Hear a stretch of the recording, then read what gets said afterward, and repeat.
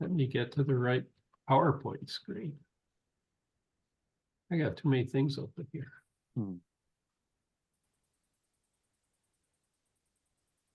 PowerPoint, there we go.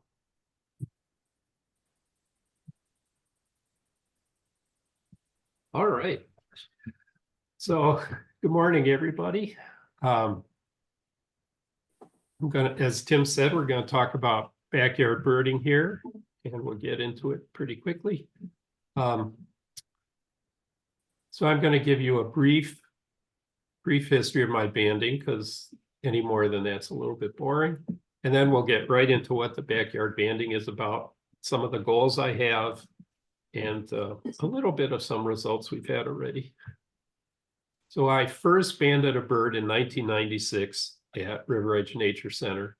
We had been attending their annual bandathon for a couple of years. Debbie took a course there, and we were enjoying that.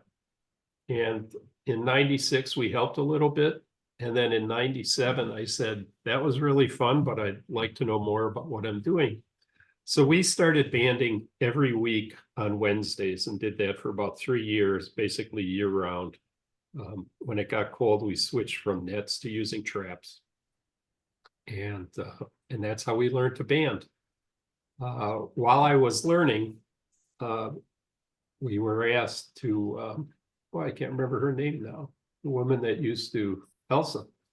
We were asked to do a demo at the Urban Ecology Center, which we did in September of '98. Debbie and I and our kids, and we caught about, I don't remember the number offhand, 20 some birds, a lot of warblers because it was during migration, and we had a good time. Not many people showed up, but as far as I know, that's the first banding that had occurred in Riverside Park. And I received my sub permit from River Edge's executive director. And what the sub permit allows you to do, as Tim alluded to before, you're not supposed to band without having a permit. And the permits are protected by the International Migratory Bird Treaty. And a sub permitted bander doesn't have their own bands and their own responsibilities for processing the data, but they're supposed to be as qualified really as a master bander to be catching birds and putting bands on birds and letting them go. So what that meant was, if you have a sub permit, you can run a banding station without the master bander being present. And so in 1999, also, Debbie and I started the MAPS program, which is monitoring avian productivity and survivorship, because to have a permit, you also have to have a project. And that was the project for me to eventually get my permit in 2001. Debbie and I ran that station for 14 years until through 2012. Some other people have run it in the interim, and now Jana Gettyman is an employee at River Edge, is still running that station today. And they're actually starting Wednesday. And that project bands 7 times during the summer, in once every 10 days, basically, to monitor the birds that are breeding and reproducing at River Edge. And then by doing it year after year after year, they study of the birds that were banded one year, how well do they come back after migration and so forth. So that's what's going on there. I received my own permit in 2001, because by then I had enough experience and I've been running this project. There was some banding at the UEC before 2005, but in 2005, when Tim was there, we helped facilitate starting up the banding again. Because Tim initially didn't have a permit when it was a backlog at the UEC, at the banding lab, who gives out the permits for a couple of years, as I recall, Tim, right? And so Tim wanted to band, and the permit hadn't arrived, so we helped out with that. If you see me looking to the right, there's a bluebird right outside my window. That's Sorry awesome. for the distraction. And we've done some other banding around. In 2011, we did the first banding at the Forest Beach Migratory Preserve, which is a Washington Land Trust property. And we ran a banding project there from 2014 through 2018. Banded out there quite a bit.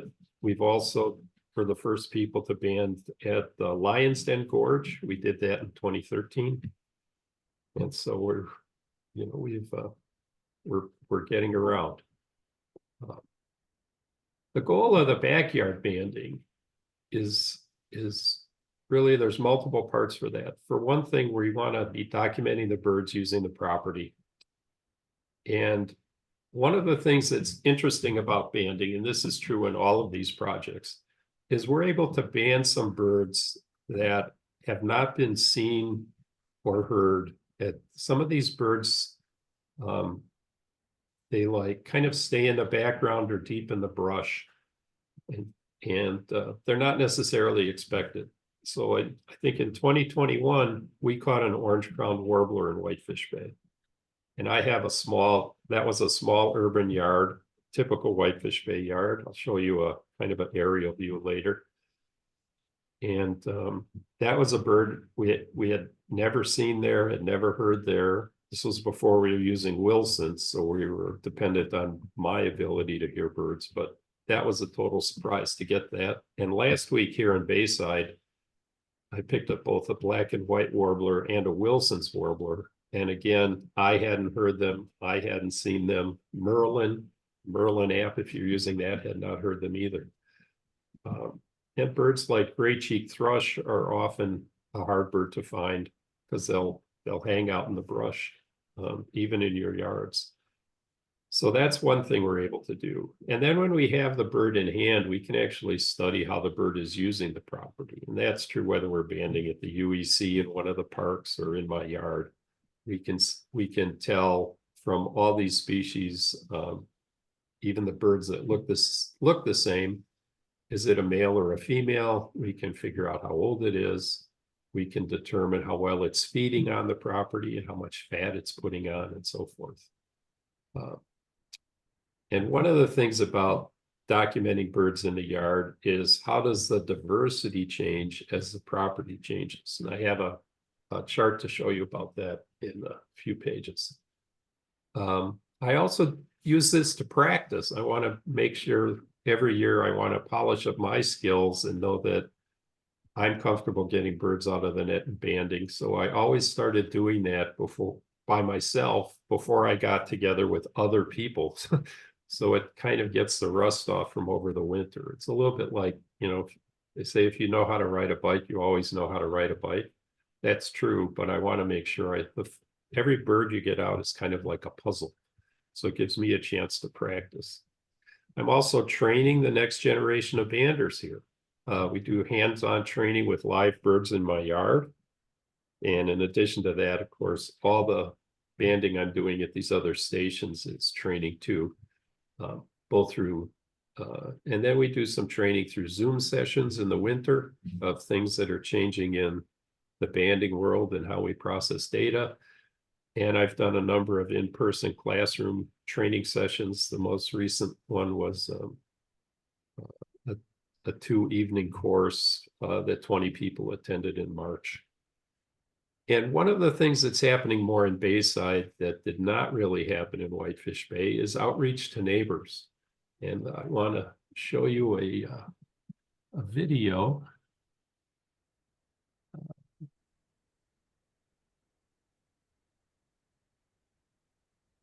How do I get to the right video?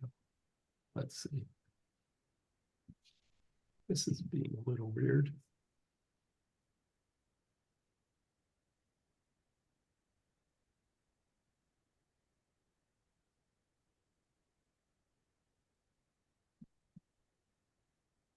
That's not the one I want to show you. Hang on a second. There it is. Here's the one I want to show you. Screen sharing is paused.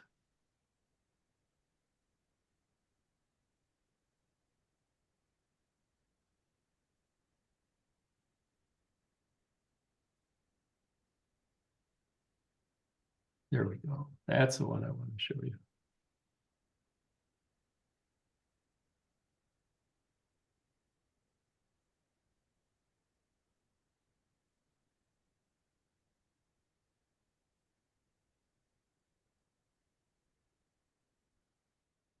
So this is me banding at a table on my driveway in the front yard in Bayside. I'm getting a bird out of a bag. And that looks like it's a downy woodpecker. You can hear neighbors talking as they come up. Here's my friend Kelly and her dog, who would probably love to eat this bird.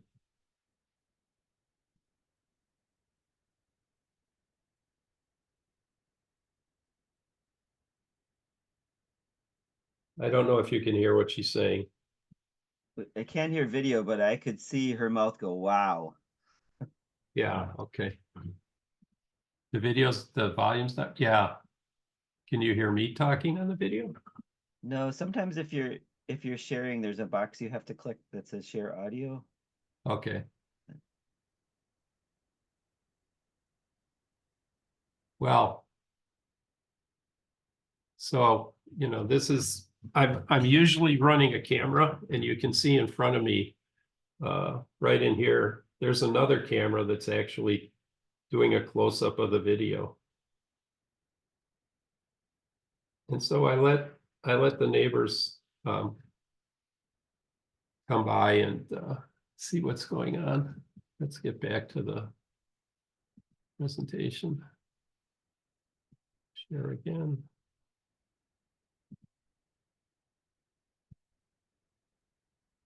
There we go. So I always banded on the yard in, I banded on the driveway usually in Whitefish Bay too, but not many people actually came up and said, what are you doing? And here when I'm banding on the driveway, people are stopping all the time. And because people found out I knew about birds, and I'm not sure who I first talked to about it, people are asking me birding questions all the time. So we now actually have a small email list of people in the neighborhood who are interested in birding. And we talk about the birds we're seeing, and people ask questions about the birds. I tell people when I'm banding and that they're welcome to come over. And there's some people I notify by email. So people are stopping by all the time. And so the outreach is both about what's going on with the birds, but also that the birds are here because we're changing this yard to be native habitat. Oop, too far. So I've got these two backyards in Whitefish Bay. That yard is on the left, and we were about 2/3 of a mile from Lake Michigan. And you can kind of see in here, the wrong key again. You can kind of see in here how dense these blocks are. These are all, 12 houses on a street. This is the Cahill Square, where there's a baseball diamond and tennis courts. This area is Whitefish Bay High School, and it's, track fields and so forth. And then as we get over here, I thought this was like the shortest distance to the lake. This is called Big Bay Park. And there's also some houses to the north of here. And in the other direction, we're 1/2 mile to Estabrook Park in the Milwaukee River. And we know that the birds follow the rivers on their migrations, just as they follow the lakefront, looking for green places to land. And these are at different scales, but you can see even at this scale that there isn't as much green space in this dense urban area of Whitefish Bay as there is now that we moved up to Bayside on the right side of the screen. Here we're 1/3 of a mile from the lake, so half the distance, and many less houses. I think the house across the street from me is on 4 acres, although I have only 1/3 of an acre. We're also 1 mile north of the Schlitz Audubon Center, and adjoining that to the south is Doctor's Park. So a bird flying north has lots of places to land. Another interesting thing about my property, these big green areas here, these are ravines that are not really developed, that eventually up in this area flow into Lake Michigan. And if you come back to where I am, this red dot, you'd see there's kind of this heavy green area through here. This is actually the beginning of a ravine. Comes up this way and joins with this ravine.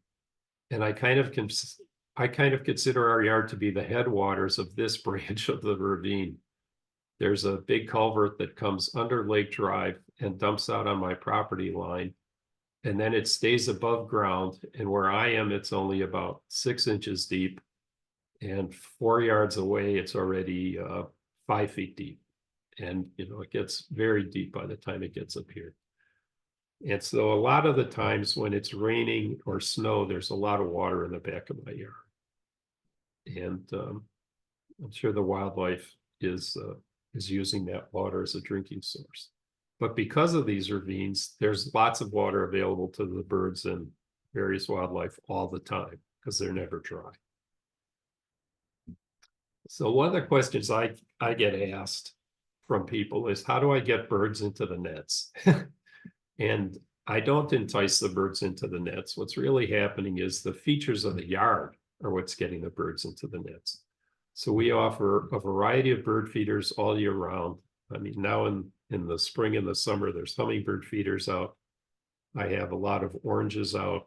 I don't use many like Oriole feeders. I just stick oranges on branches and trees so that the bird, snip off a branch and make it sharp and put the orange right in the trees. So we've got that going on. We have a heated bird bath year round. As I said, we've got this ravine in the back of the yard. When we bought this house in 2021, we stopped all pesticides and fertilizers. The people before us did have a lawn service that came in and did that. As we did in Whitefish Bay, we do very little leaf raking. And most of the leaves that we do, we don't give it to the village to haul away. We just move them into garden beds to let them decompose over the winter. And what we're trying to do here, and to some extent what we had done in Whitefish Bay, was to replace the lawn over time, not all of it, but a good percentage of it, with a bird and pollinator paradise. That's what we're trying to build. And our goal is to have berries in every season. Last year, we planted 49 trees and shrubs here. And when the plan is finished, we're adding more trees and shrubs, a small prairie, and many, many wildflowers. I can show you what we did last year. I should have closed some of these other windows. That would have been smart. Oh, I had it in Adobe and it says here Adobe crashed. Hang on, let me fix that first. So here we go. Yeah, that's interesting, right? Don't send.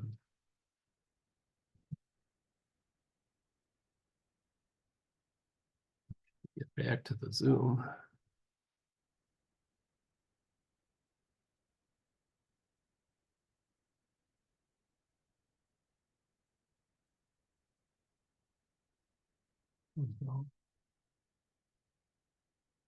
So this is the plan for the trees and shrubs we planted in the back of the yard. And this area down here is where it's very wet. So some of these trees are tamaracks, and all the plants and shrubs that are going in here can tolerate being wet for a good portion of the spring. And every time it rains, this area is really deep. Sometimes the big rains like we had last week, there's water into my yard, basically, if you're following my cursor from here down to here. That whole back corner is wet.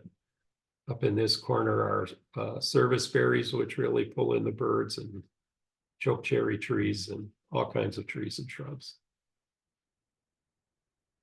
Get back to the presentation.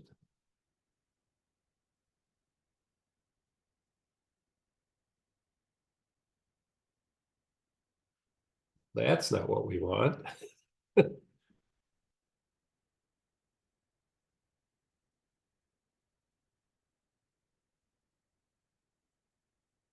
Desktop, PowerPoint.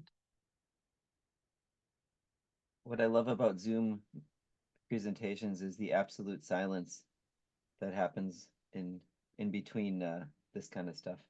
Yeah, sorry about that. No. Okay. So I'm not really enticing the birds into the net. In our Whitefish Bay yard, which is a house we bought in 1984, we really started making that native in the mid-90s. Consider kind of in the mid-90s when we got involved with River Edge Nature Center. I think of it as we had an environmental awakening. Like some people have a spiritual awakening. For us, we had an environmental awakening. And then we started increasingly putting in native plants from a variety of sources. We got plants from relatives. We bought plants from Prairie Nursery, who does plant sales through the Urban Ecology Center, the various branches, and so forth. And we developed this very nice, over time, this very nice, what became a great bird habitat.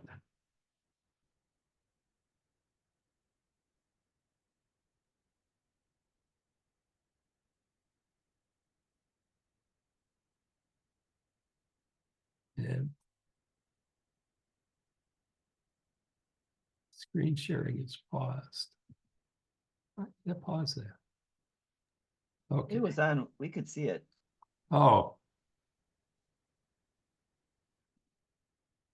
Okay.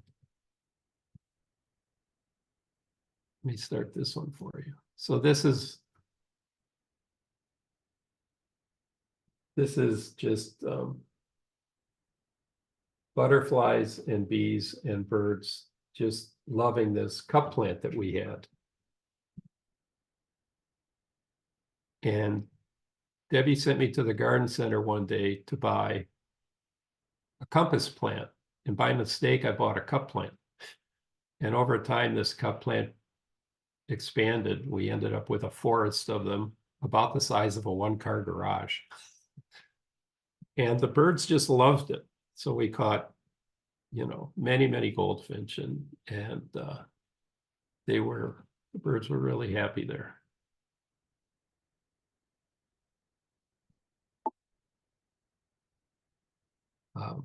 And for the birds that don't use feeders, a lot of birds don't. We try to place the nets where we think the birds are flying, but it's a lot like fishing. If you don't catch birds in this spot, move the net somewhere else.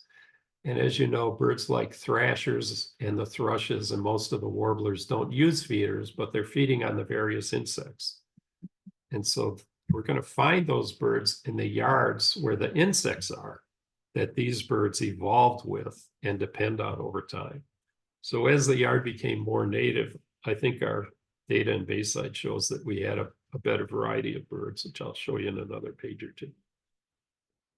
This is the list of all the bird species I've banded in Bayside and Whitefish Bay.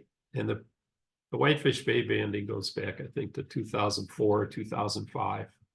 The Bayside banding is just 2022, 2023, and part of 2024.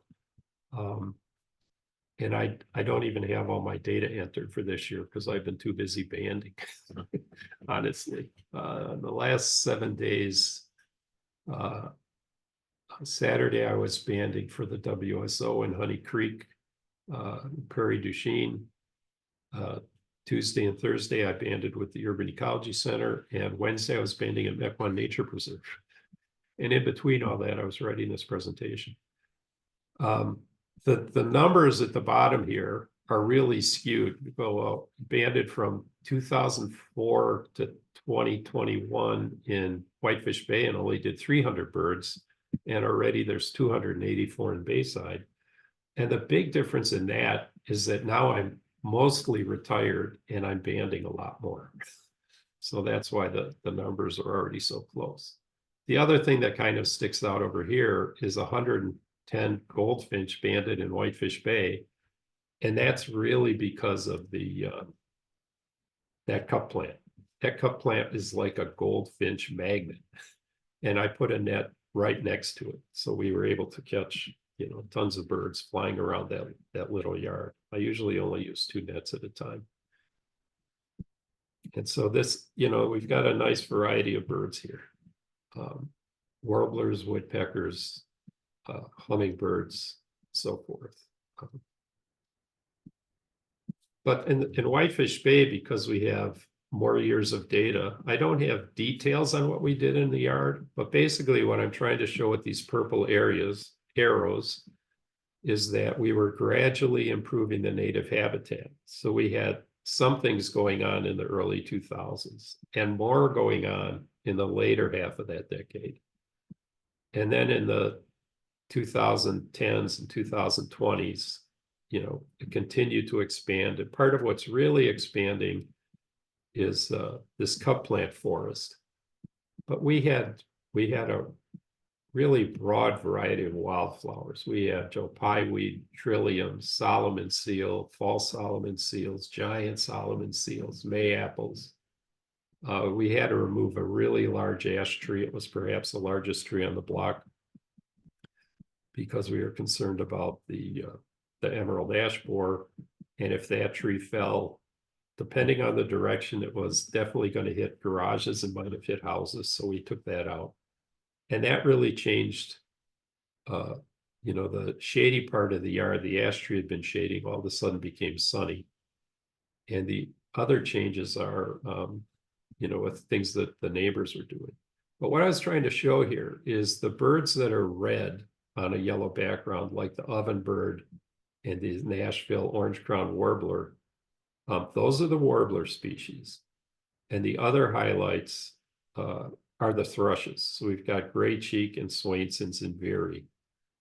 And so in the first 10 years, we've had 4 of those species. And what this is highlighting is the first time I caught an ovenbird. Doesn't say I never had it again, but it's the first time ovenbirds showed up. So at the beginning, we had house finches, goldfinches, white-throated sparrows, ovenbird, and we caught a lot of chickadees. And then as the property became more diverse, we continued to catch the ovenbird, but in 2021, we also caught the first Nashville orange-crowned and myrtle warblers there. So as the property became more native, which meant we had more insects that wanted to be on that property, we had a better variety of birds, and some of these birds you might not think are in your backyard are now showing up and getting caught in the nets.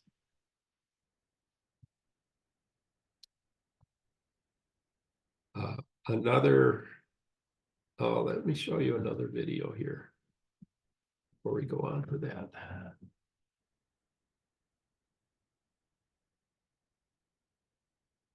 Stop share, new share, QuickTime player.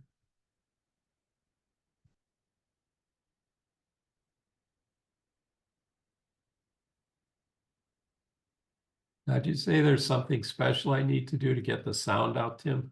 Usually when I'm hitting share screen, there's a box that says, would you like sound and video? Like when I first hit share screen in Zoom. Okay, let me do that again then. Share screen.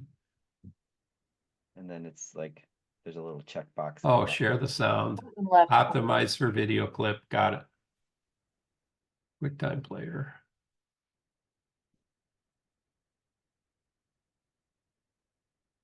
To share your computer audio, please install the Zoom audio device. Wonder how long that's going to take. Uh-oh. I can talk you through this. What's going on? I don't know that we want to do that. Let's cancel that. So, okay. So this is, let me pause that. I wonder if I can drag this thing off the screen. So this is our Whitefish Bay yard. And you can see what I started with is I was just walking towards that bird bath, and all of a sudden you can see the mist nets there. Let me back up and do that again. You're not hearing any audio, I take it, right? No. So between that bird feeder and that bird bath is a mist net. And that's what the net looks like. It's very hard to see. It's just blowing in the breeze. And here's a spot the chickadees we're excavating. This is a pear tree on the left here. And as the pear tree died, we changed it into a snag, and the chickadees started nesting in that snag. That's what that was showing. And this is, we're going to walk along the net to this birdhouse in the back here. And again, you see how hard it is to see the net even just walking along.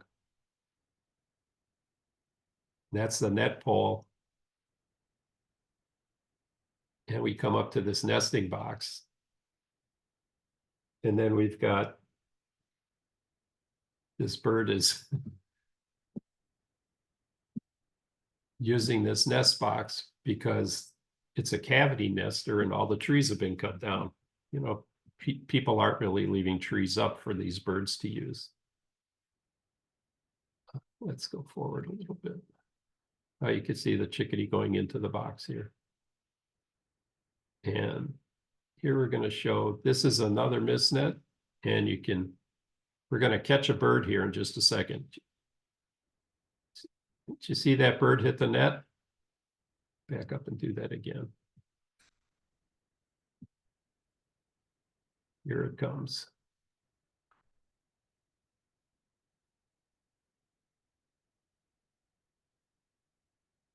So then we get that bird out of the net. There's a slow motion of it.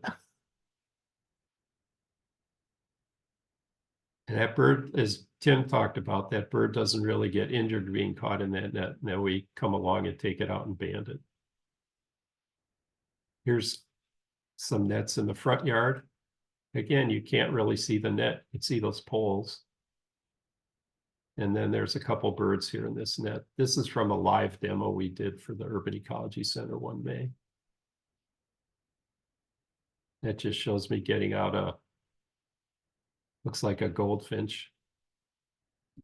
Let's see what else we want to see here. I was just going to run this video for you, but without the sound, it's kind of weird. This is going to show banding. Swainson's thrush is the table.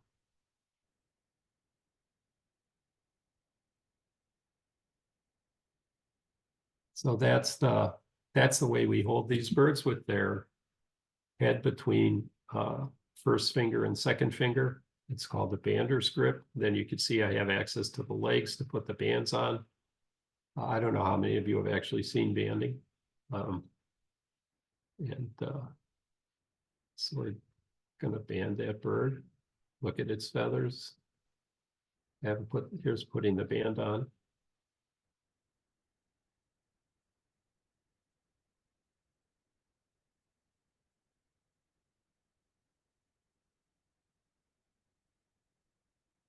We get that band open with a special tool. I'm holding that leg really secure, and then we put the band on the leg. You see how the band can move up and down? And then you can see that. Yeah.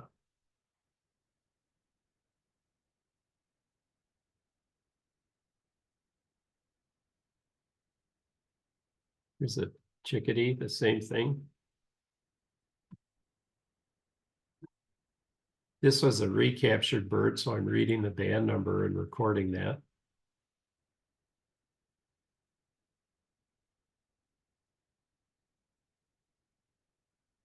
Now let's see, there's another cool picture I'd like to show you here.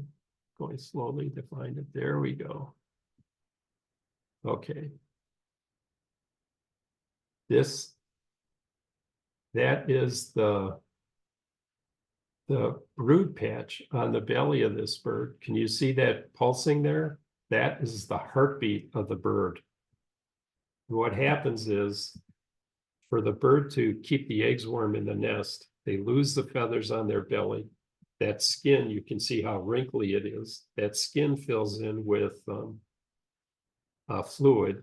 And so when they put that skin in contact with the eggs, it keeps them warm. That's what's going on there. And that pulsing you saw was the heartbeat of the bird. Back it up a little bit. We'll watch that again.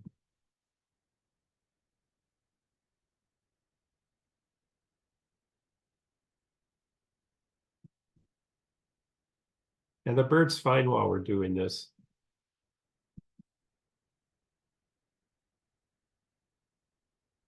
So that's the kind of thing you can only see when you're holding that bird in your hand. You're never going to see that on a bird in a tree, obviously.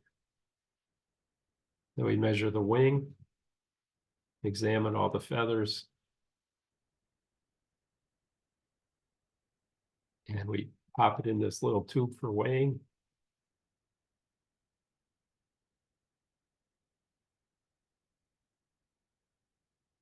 That's how we weigh the birds. That one weighs 11.8 grams, it looks like. I think we're going to see the bird fly away here in a second.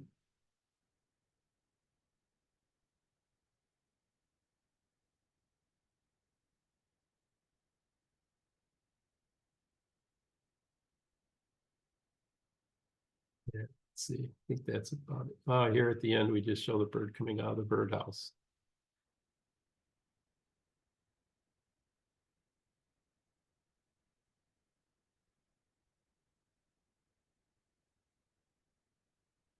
So these birds I had in this box, they were all banded. So, you know, if they come back in following years, we know that's the same bird. Let's get back to our PowerPoint. There we go. So in August of 2019, notice this hummingbird flying back and forth, up and down, kind of like in the arc of a pendulum. And a bit of research showed that this is really typical thing that hummingbirds do to mark and defend their territory and to try to keep other birds away. And we saw this for a number of days over and over and over again. And by finally focusing on what the center of that pendulum's arch was, we were able to figure out that there was a nest in this pear tree we had. This is the same pear tree that the chickadees were nesting in, because as it had died, we had a tree company come in and cut it off at about 18 feet. And we left a major trunk just for the birds to use as a snag. And so we were able to find this nest, which was really neat. But unfortunately, we left the next day for a vacation. And by the time we got home again, the birds had not returned. I mean, they had successfully left the nest, and once they leave, they don't necessarily come back.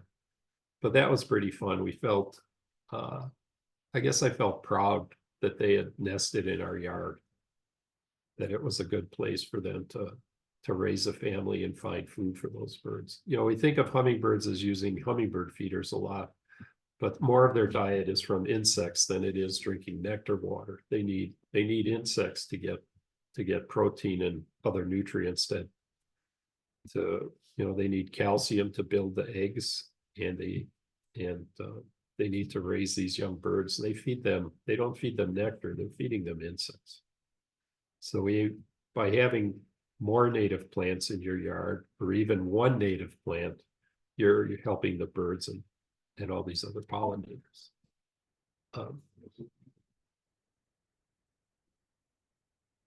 Another thing that's an issue with an urban yard, and we felt this much more in Whitefish Bay where the lots are closer together, is there's a lot of impact from the neighbors. One of our neighbors had a black walnut tree, and as the tree grew, it made the sunny side of our yard into a shaded area. So the plants we had put there that like to be in the sun were now in the shade. That didn't work very well. As I said, when we moved that ash tree, we created what had been a shaded area now became a sunny area. New neighbors moved in, and the previous neighbor had let this huge grove of box elders grow, and the new neighbors cut them all down, which was great. But that again changed the sun and the shade in the yard. Other neighbors had, it says a fence here, but it was really a land and stone wall that was like 4 or 5 feet high and a foot across. And we had some gardens planted right up to the wall, but they wanted to take that down. So when they took it down, of course, all the gardens next to the wall were kind of, so that they wouldn't worry about it, we basically weed whacked all of those things down. So that changed the habitat a lot. And if we had stayed there longer, we would have had to replant and reorganize that whole yard. But as I said, we decided to move in 2021 from a 2-story house we had into a 1-story house. So that's what we ended up doing. One of the interesting observations I've had in Bayside is related to some white-throated sparrows. And, you know, this is a bird that's only here on migration. And on April 28th here, we moved on March 15th. So this is, you know, within 6 weeks of moving in. I put up one net for about 8 hours in the backyard, caught 7 white-throated sparrows, a few chickadees, house finch, and junco, as it says. Now, it wasn't surprising that there were still white-throated sparrows here on May 9th. That's 11 days later.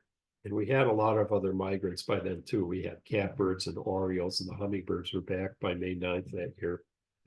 But the real surprise was some of those white-throated sparrows were banded. And I wouldn't think a sparrow would stay around for 11 days. We had some sparrows that weren't banded, and those are probably birds that newly arrived.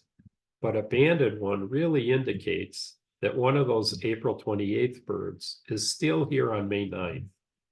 I really never would have expected that. When I banded those sparrows, as I told you before, we can examine the fat that they're carrying and how well they're using the habitat to build up energy for the next leg of migration. And the birds I banded all had about half their fat load on already. So I wouldn't actually think it would take, oh, a typo there. I wouldn't actually think it would take 11 days for the bird to accumulate the other half of its fat load. So I really don't know why they stayed around for 11 days. And we hadn't done any yard changes here yet, except stopping the fertilizing the year before. And they were eating seed on that patio where I showed you the hawk under the bird feeder before. So, you know, it's an interesting question that needs more research, but I would have never expected a bird like a white-throated sparrow that's going to continue to be on my property for 11 days in a row. It's also extremely unlikely that there was a banded bird here that had been banded by somebody else. In all my years of banding, I've only caught like 3 birds that somebody else had banded besides me. So that's really unusual. It's almost guaranteed that's a white-throated sparrow I banded. And in our Bayside neighborhood, it's much more of a park-like setting. You know, there's a lot of very mature trees here that are very tall. And as I said, we have one of the smaller lots around here, and there's a lot of bigger lots, and there's people that have ponds in their backyards and so on like that. While it's not banding related, I think some of the interesting birds we've had here, especially as we're converting this yard, I don't think we can make any conclusions on the changes in our yard in this short period of time. But last May, we had a summer tanager that was here for about 3 hours. We happened to look out in the backyard as a bobwhite went through from one end of the property to the other. I mean, if you didn't happen to look out the window in the 30 or 40 seconds the bird was here walking across the yard, you wouldn't see it. Same thing with a great blue heron. I think of a great blue heron as a bird that's near water, but there was one just walking through our yard. We didn't see it fly in, we didn't see it fly away. It just walked through one day. Last fall, we had a Harris sparrow here that was a juvenile for 5 days and posted it on some of the bird banding lists, and about 40 or 50 people stopped by to see that bird. That was, it's an uncommon bird. It's not rare, but it's not all that common. And a couple of weeks ago, when I took the dog out one night at about 7:30, I could hear a whippoorwill calling. That was pretty exciting. I heard one in Whitefish Bay maybe 20 years ago. I've only heard two in my life, but that was pretty neat. And the other thing I think unusual here is I've heard already 5 different owl species. The great horns are calling often. We heard them in Whitefish Bay a lot too. Barred owls are here. I only heard screech owls in Whitefish Bay 2 or 3 times. Once I became, I talked about our environmental awakening. It's also like when I became more aware of birds, but, I walked a dog, or one of us was walking a dog every night for 20 some years. And 2 nights we heard screech owls in Whitefish Bay. Here we hear them maybe once a month or every other month. I heard saw-whet owls calling here. And one day this winter, I had a snowy owl fly over, which was pretty amazing to me. We also have nesting bluebirds. A number of neighbors have nest boxes, and I've been helping them monitor the nests. We take out the house sparrow nests and check on the bluebirds. And what I find very interesting, under the mailboxes out here, people have wooden chutes that newspapers used to be delivered to. And in at least 2 of these wooden chutes, which is like a 4-inch square underneath a mailbox, but it's real deep, like 18 inches. Bluebirds have nested in those chutes, way at the back. And the nest is kind of very shallow. And as you go back, it builds up to the back, and at the very back is a nest. So one of the things I did over the winter was I had my banding permit modified to allow me to band those bluebirds. And I did band some bluebirds in one of those newspaper shoots this year. And so far, all the nest boxes around here have only had house sparrow nests, but I'm hoping we get some more bluebirds. I have banded about 20 individual bluebirds in the last 3 years here. So we're working on that. And I think that's about it for me. Does anybody have any questions? I'll stop the share so we can see people on the screen together.